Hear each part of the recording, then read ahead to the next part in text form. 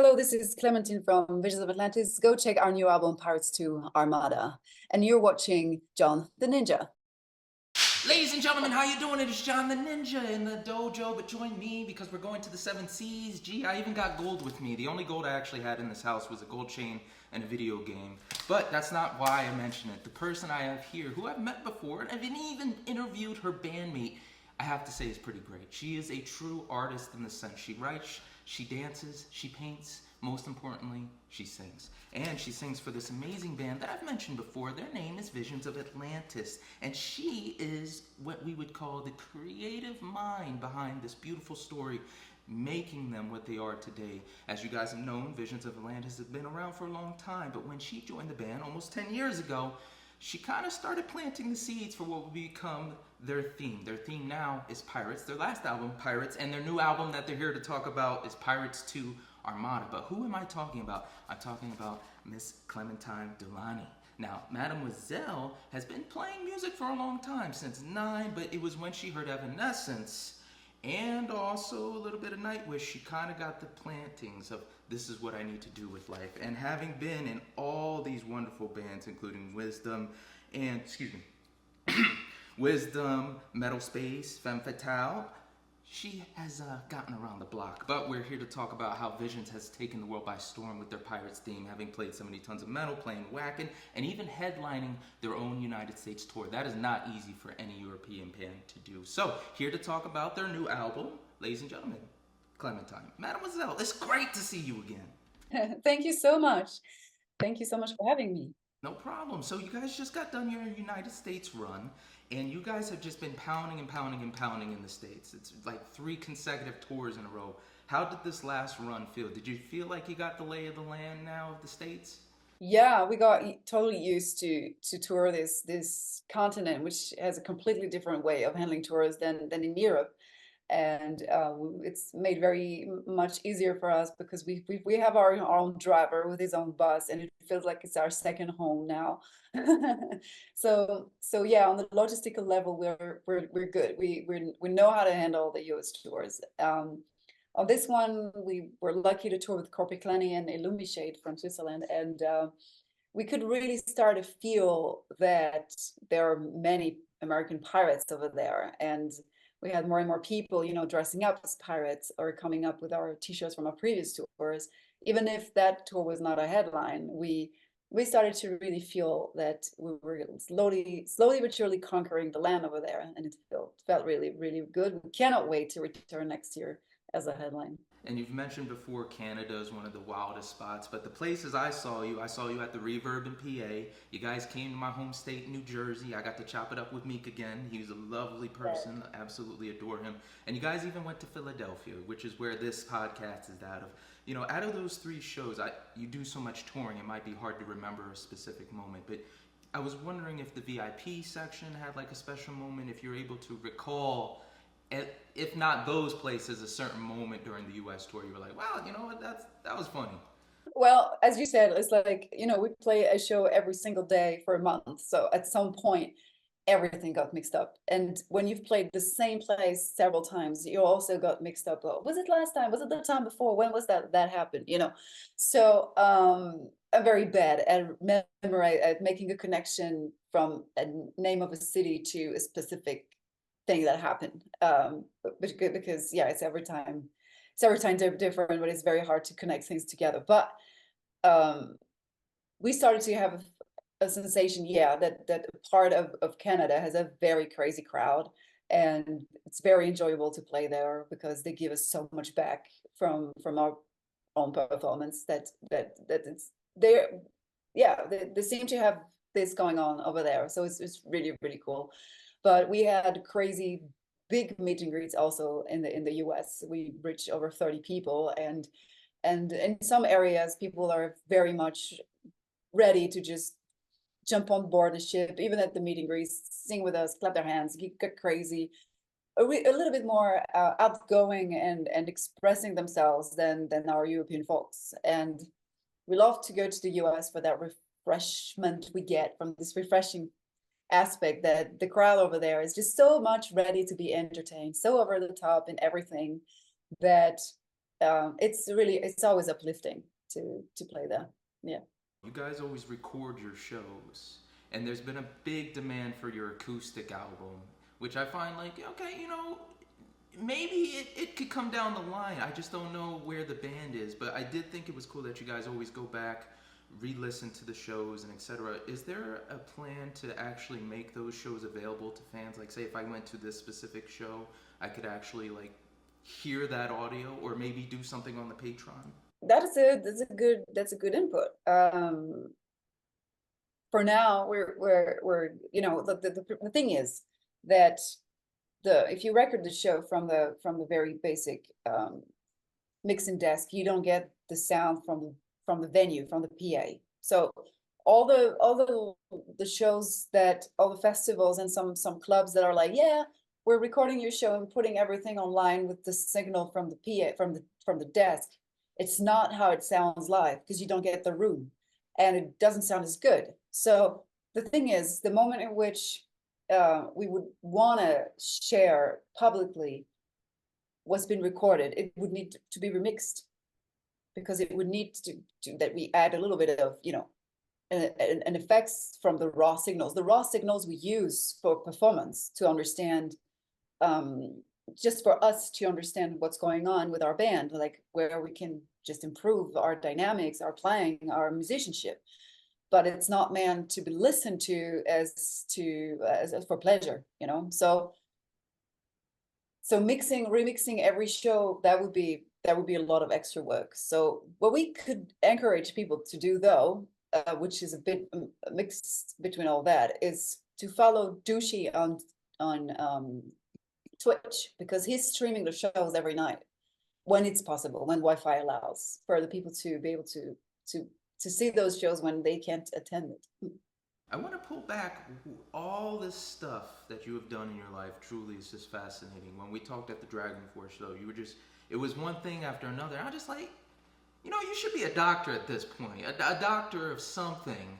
And I think of like the stories of like, 9 years old, you were playing piano and you made your first piece. You were playing jazz. You were doing this dance on the suburbs of Paris. You were a dancer. And it was hearing Bring Me to Life by Evanescence and Nightwish that kind of gave you that inclining, like, I have to do music. But there's parts of the story I never really got, because you have been a promoter. You've been very open on your, blog, about having to have a thicker skin, having to put people in place, not say you'd be rude about it, but defend yourself as a woman or dealing with business. And I wanted to know what schooling you had before you finally went, I'm going all in with the music. Because there was a moment, and I never was able to pinpoint it, where you knew it was like the make or break, like, I have to do this. People were telling you to do what life wants you to do, and you knew I had to go a different way and to put you on this trajectory. So what happened during that time before you actually said, you know what, music's it? So I followed, like, I went to middle school and high school, and I was kind of lost in what I wanted to do after those studies, like choosing a real study field that would lead to a job. Like, I never could portray myself into the job world. So at first I was like, I wanted to be an actress, and theater became like the way I wanted to maybe go there. And then I realized I'm not sure I want to stick to the frame of a text that is already written. And I was already expressing myself on my piano for myself. Music was always my way of expressing, even if I couldn't really picture it back then. So it was when I was in high school that I discovered Nightwish and Evanescence, and I realized, oh my God, this is something I want to do. This is the way I feel that I could express myself as well. I discovered a door in the artistic world that I didn't know of, but I didn't pursue that as a career right away, because both my parents tried to be comedians at theaters in Paris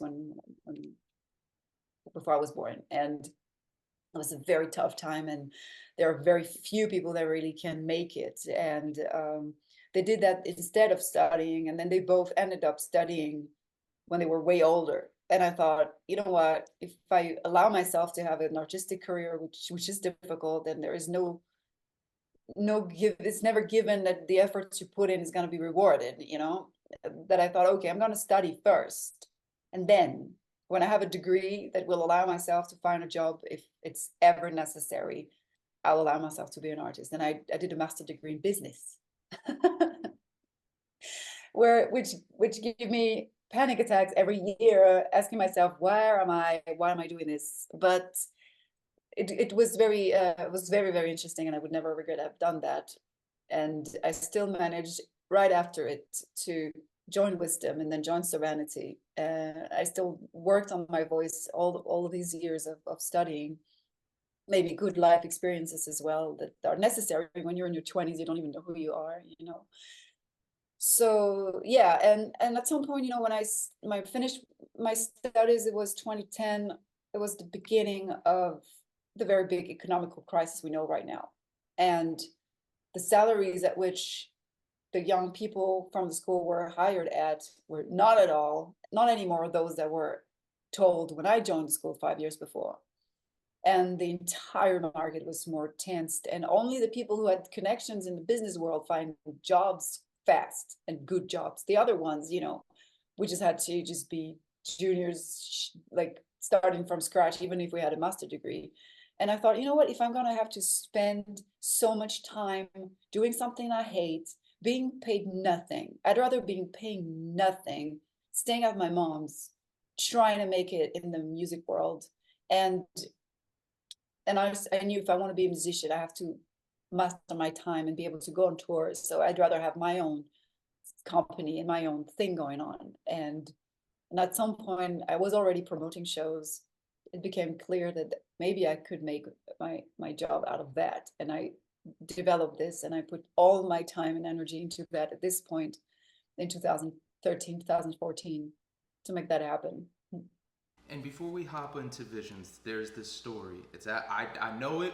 Others have heard it, but your fans, have to hear about the neck tattoo, because yes, even though it represents freedom, poetry, innocence, there's a beautiful story you told me, including family, about why you got the tattoo and its meaning as well. So could you relay that to them real quick? So some people mistake my bird for a parrot because it's a pirate band, or an eagle. I'm like, it's a little too small. You know, an eagle would, you know, you wouldn't want an eagle, like, I don't know, to be a bit more faithful to its real size somehow. It would be a little lame to have a little eagle here.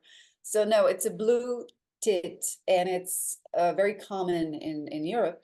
And it's a family. There's other tits like that, and there's a bigger one. And I was, during COVID times, and even before, I was always observing them in my mom's garden, and I was looking at their behavior. You know, like we would put birds' food, and they're close to some bird houses, and we would just watch. And the black tit is slightly bigger, and you would think, you know, I'm the badass, I'm the strongest. I take the place, you know, this is my home, this is my food, and no one can touch it. But actually, the smallest one, the blue one, was the bravest, and was the one who was getting the closest to us when necessary to get some food, and was the one that was always trying to get into the birdhouse to see if it was occupied or else. So it was inspiring to think, okay, doesn't matter your condition, doesn't matter your size, doesn't matter your limits, doesn't matter where you come from. If you have a little bit of courage, you can have it all. And that plus nature, plus the poetry of birds, in as you said, is, yeah, it's one of the reasons why I've always, I don't know, felt a connection to that, and I needed to make that move back then, 2019. Guys, I really want to stress, go to her Patreon, even check out the blog. There's some really great writing and stories on there that are going to hit you on that level. But when I first heard that story, I was in awe. I was like, what are you doing here? You know, so being in Visions of Atlantis, you know, you were given that creative freedom. You've talked about it. And I love the dichotomy between you and Meek. Meek is just the musical genius when it comes to just getting stuff out there. But the band is also something on a different planet. You know, Herb is like the battery. Lucy is like the good mood guy. You know, he's the I'm saying his name wrong. Lucy, thank you. The one person that doesn't really get talked about often, but is still a big staple, is Thomas. And even when you first brought it up, like, hey, we should do pirates, he's like, I don't know. And then years later, one of the producers like, you guys should do pirates. He's like, okay. What is it like working with him? The way it was described is he's the guy that keeps on pushing everybody to do better. And his story fascinates me because this was his band, this was his baby, and he hired you initially to say, let's kill it with some dignity. This is the last album. So from that time on, how has working with him really, I want to say inspired you, or at least made you level up? So he, like the band is 25-year-olds next year, and it really doesn't feel like that when you're around him. Like, he still has this drive to make the band, to just help grow the band. He has a vision for it. He has a taste for it, for how to present it. He's always coming up with new ideas for collaborations, to find some leverage where we could gain visibility. But so he has this creative input, and then he has this, as I said, this taste. He's totally part of the decision making when it comes to which songs ends up on the album, to which songs are the singles, and he has a final word on the visual direction. Anyways, like, I craft it all, but I wouldn't be able to do anything if I didn't have his okay, or if he wouldn't book the right photographer for this or else. So he's a very good engine in always trying to make things happen for us. But he also has the downside of being a businessman in the music industry for the same jar, and he's confronted to a lot of other people in there who just mix things up and want to bring him down, and that has a ripple effects on Visions of Atlantis. There are people who, just because they can't get along with Tom or doesn't get what they want out of Tom, are just saying Visions of Atlantis is never going to tour with our bands. And this is something that is very hurtful for him because it's extremely unfair.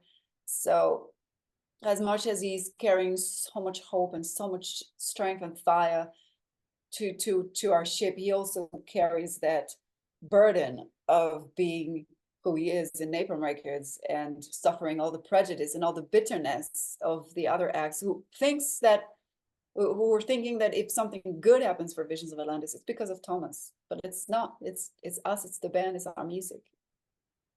I always found it funny. The guy who looks most like a pirate and lived his life most like a pirate was against, being in the pirate band.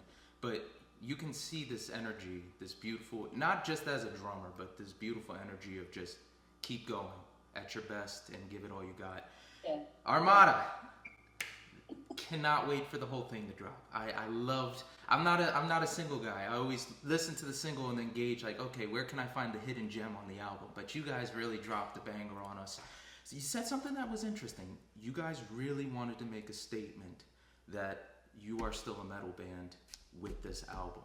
And me being a huge fan of all types of genres of metal, I was like, what are you talking about? It was obvious you guys were metal. So what about this album? I know it's going to be a little darker. I know it's still going to touch on the essence of life through the pirate theme, but what is different that really solidifies it as metal? Because Armada, the single, definitely makes that statement. Yeah, there are a couple of songs on that record, couple of parts on some songs on that record that really are typical of being a battle band. Like there is some heaviness, there are some breakdowns, there are some riffs that we've never pushed that far before. And now when we play with a band like Corpiclani, like now when we play with bands like Powerwolf or when we play on the Sabaton cruise, or when we play, we don't feel like we used to feel a little bit like we're on the lightest side of the metal with Wanderers and Deep in the Dark and all. Got better with Pirates. But with that record, the people who are in for headbanging and getting that crunch from the guitars because we pushed them in the production, and getting those very nice breakdowns because I love those personally, they won't be disappointed. Like, we now can deliver this. We now can be that. We're female fronted, we're a symphonic metal band, but we symphonic metal, now we can really be Like we're proud, it's not proud, like we feel more confident that we belong to that genre. When I first saw you, you got Seven Spire, Dragon Force, and you guys just fit so well, so perfectly into that mix. It just never occurred to me like, oh, they could go heavier, or it was like, no, they can. It never seemed like there was a limit. With everything I've seen about this album so far, I haven't heard the music to it, but I'm under the impression Underwater is going to be that kind of like Melancholy Angel, that theme, that epic. And you're giving me looks. I don't know. I haven't heard the music yet, but that's what I got from the lyrics. So I wanted to know what headspace you were in for that, because even though I haven't heard the music, those, out of all the lyrics I was able to read, that was the most potent to me. There was something there in how it was written. It was like, it's not just poetry. This is going to hit when it's actually sung out loud. Oh, it's a ballad. It's a ballad. It's a ballad I sing alone. And some journalists have listened to the album and they were very spontaneously saying this was their favorite song on the album, which is still surprising because, you know, out of an entire hour of symphonic metal, it's the ballad you like the most. Means we did something right there with that ballad, if it's that striking, because there are so many songs there that are, to me, also so powerful that when I heard from several people, Underwater is touching, I'm like, okay, wow, thank you. Because the lyrics, the whole, yeah, it's,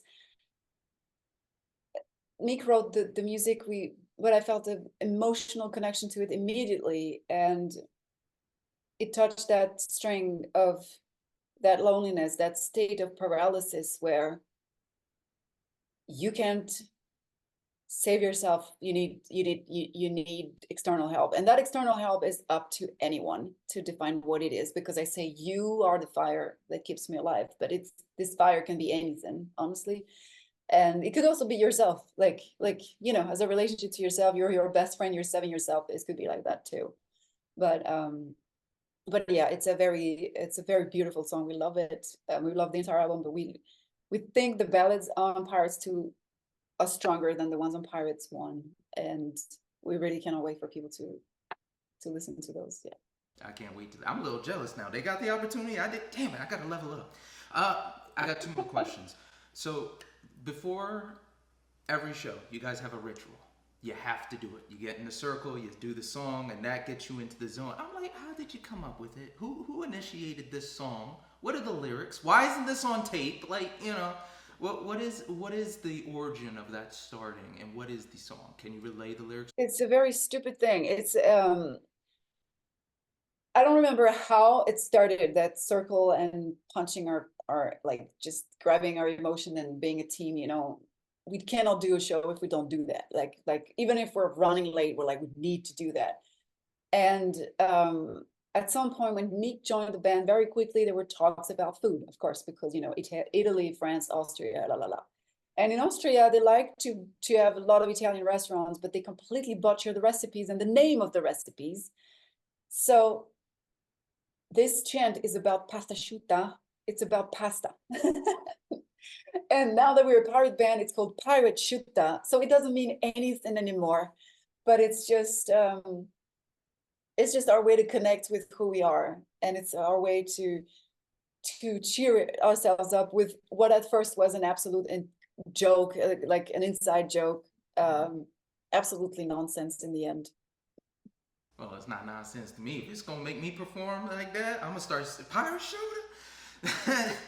You know, I always ask the most important question at the end of these. What's the best piece of advice you've ever been given? And just from the entertainment aspect, you know, it's so cool to see how you've been able to transcend all these different genres. Like you're even on a TV show now where you're dancing again and whatnot. It's fabulous to see. So I was curious, was there a person or was there a moment you heard something, some advice, and even though it might have not been serious, or it might have been like, hey, let me sit you down, it always is like, you know what, when I'm having a bad day, it kind of hits me. So I can't really, like, from on the heat of the moment right now, recall a very, very specific moment where I received an advice. for anything related to, yeah, performance or singing. Like, of course, I took singing lessons, and also, of course, you get feedback from someone who's here to coach you. But I got like I'm listening to what the best in this world have to say. I'm listening to interviews from Meryl Streep, from like her right now, because she just popped up in my mind, but from other pop artists, from Madonna, from like people who made it really high on mastering a craft that I don't even think I reached their ankle, you know. And when they talk about that, yeah, mastering the craft, I take that and I'm like, what can I do? What can I make out of it? And I integrate little things from these people. I watch shows, I go to shows, I see how other people perform, I get inspired. And then I also look at my own videos and I'm like, okay, I can do that better. And I also get inputs from my bandmates, and we give inputs to each other. So I don't think it's not like yeah, there's not one piece of advice I've received personally. I think I've shaped myself very much on my own the whole time. Ladies and gentlemen, that was the brilliant Clementine. Am I saying your last name right? You got it. I told you to fix things if I was saying it wrong. But am I saying Delauney? Yeah. I mean, I think for the English-speaking version, I think it's totally fine. No. What is the right way? What is you're kind enough to learn all these languages. I gotta get your way right. How do the French say? So the French way is Delauney. Delauney. Oh, that's way better. Yeah, Clementine Delauney. Guys, check out Visions of Atlantis. You can go to Instagram. You can go to Facebook. You'll hear them on Spotify. You don't have to add nothing extra. Visions of Atlantis. We got Pirates II Armada dropping July 5th. It is going to be the epic. It is a brilliant band. Wonderful musicianship. And let me tell you, for a 4-minute song, you go for the ride. So, mademoiselles, thank you so much for gracing us. Thank you. Thank you very much for having me. And everybody else, be smart, be mindful, rock on, and don't forget to get your pirate hats. Ninja out. Woo, baby, you listen to John the Ninja. Oh, your ears are about to go on a vacation. John the Ninja's got what you need.